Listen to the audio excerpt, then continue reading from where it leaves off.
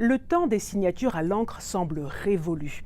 Et désormais, la signature électronique, légale et juridiquement contraignante, s'impose, parfois même sous des formes inattendues comme les emojis.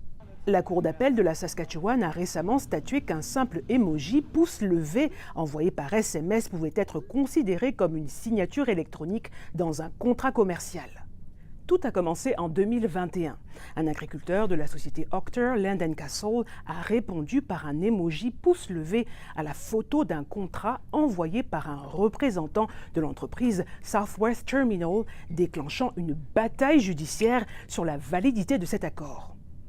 Il y avait suffisamment de documentation pour établir qu'il y avait un contrat dont les parties se parlaient. Si l'autre entreprise n'avait pas répondu du tout, on ne pourrait pas dire qu'il y avait une signature dans ce cas-là. Peut-être même que ça va influencer des domaines de loi autres que la vente de marchandises. Condamné à verser plus de 82 000 $ pour non-livraison de marchandises, Chris Octor conteste aujourd'hui la décision devant la Cour suprême du Canada, estimant que l'affaire soulève une question fondamentale et nationale sur la définition d'une signature électronique.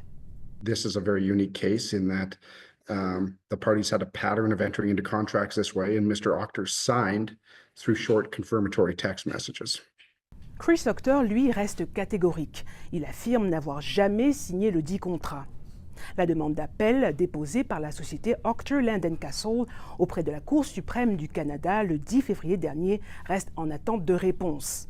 Reste à voir si la plus haute juridiction du pays acceptera d'examiner l'affaire. Ici Rita Saint-Michel, à Radio-Canada, Saskatoon.